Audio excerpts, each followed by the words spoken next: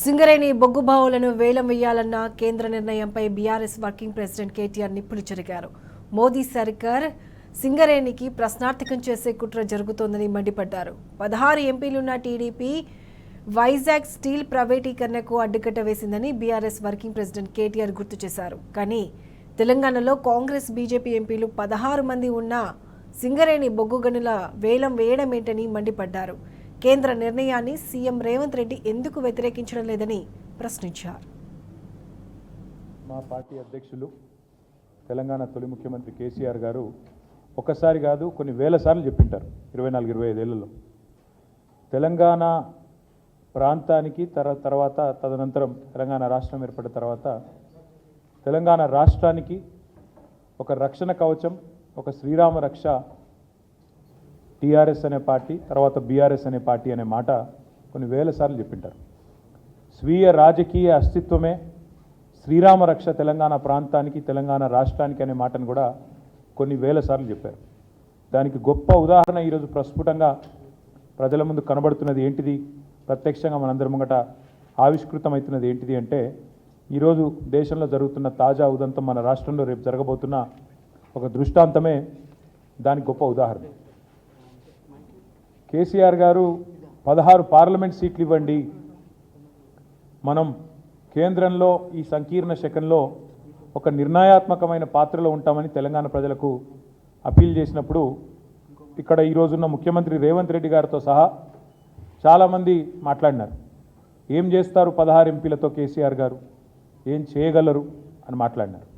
ఇవాళ ఏం జరుగుతుంది అంటే, 16 ఎంపీలు వచ్చిన తెలుగుదేశం పార్టీ, 16 ఎంపీ సీట్లు సాధించిన తెలుగుదేశం పార్టీ ఇవాళ తనకొచ్చిన నిర్ణయాత్మకమైన పాత్రతో వైజాగ్ స్టీల్ ప్లాంట్ ప్రైవేటీకరణకు అడ్డుకట్ట వేయగలిగింది, ఆపగలిగింది.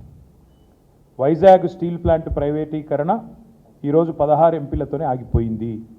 కానీ అదే 16 ఎంపీలు ఇక్కడ చెరి 8 చొప్పున బీజేపీ కాంగ్రెస్కి ఇస్తే ఏం జరుగుతున్నదంటే, రేపు స్వయంగా బొగ్గు గనుల శాఖ మంత్రి గారు హైదరాబాద్లోనే వేలం పెట్టి మన బొగ్గు గనులను ఇవాళ బహిరంగ మార్కెట్లో వేలం వేసే ఒక దుర్మార్గమైన ఒక కొత్త పద్ధతికి శ్రీకారం చుట్టబోతా ఉన్నారు. ఇది ఆనాడు ముఖ్యమంత్రిగా కేసీఆర్ గారు రాసిన లేఖ.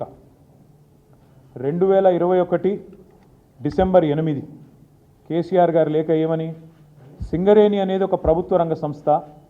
గతంలో బీహార్లో చెస్నా అనే ఒక ప్రాంతంలో మరి ఆనాడు ఒక ప్రమాదం బొగ్గుబాయిలో జరిగితే అక్కడ 100 మంది కార్మికులు చనిపోతే ఆనాటి అప్పటి ప్రభుత్వం, కేంద్ర ప్రభుత్వం ఒక నిర్ణయం తీసుకున్నది. ఏమని, మరి భవిష్యత్తులో బొగ్గు గనులన్నింటినీ కూడా పబ్లిక్ సెక్టార్ అండర్టేకింగ్స్కి అప్పచెప్పినట్టయితే రక్షణ చర్యలు కానీ ఇంకోటి కానీ తీసుకుంటారు జాగ్రత్త, కానీ ఒక విధానపరమైన నిర్ణయాన్ని ఆనాడు 1975-76 ప్రాంతంలో అప్పటి కేంద్ర ప్రభుత్వం తీసుకోవడం జరిగింది. దాన్ని ఉటంకిస్తూ కేసీఆర్ గారు ఉత్తరం రాసినారు. ఏమని రాసినారు, అయ్యా మీరు ప్రభుత్వ రంగ సంస్థ, 51% రాష్ట్ర ప్రభుత్వ వాటా ఉన్నది, 49% కేంద్ర ప్రభుత్వ వాటా ఉన్నది, దయచేసి మీరు కేటాయించండి అని చెప్పారు. చెప్తే వెంటనే ఆనాడు అప్పటి పీసీసీ అధ్యక్షుడు రేవంత్ రెడ్డి గారు కూడా కేసీఆర్ గారు డిసెంబర్ 8 నాడు ఈ డిమాండ్ పెడుతూ ఉత్తరం రాస్తే, రేవంత్ రెడ్డి గారు డిసెంబర్ 11 నాడు 2021 డిసెంబర్ 11 నాడు ఇది రేవంత్ రెడ్డి గారు చేసిన ట్వీటు, ఆయన రాసిన లేఖ. ప్రధానమంత్రికి పీసీసీ అధ్యక్షుడి హోదాలో రేవంత్ రెడ్డి గారు ఏం డిమాండ్ చేసినారు, I wrote to prime minister of India to immediately stop the auction of 4 coal blocks in Singareni Collieries and transfer them to SCCL, Singareni Collieries Limited. It is a matter of concern for thousands of skilled and unskilled workers. We Congress are with them in these tough times.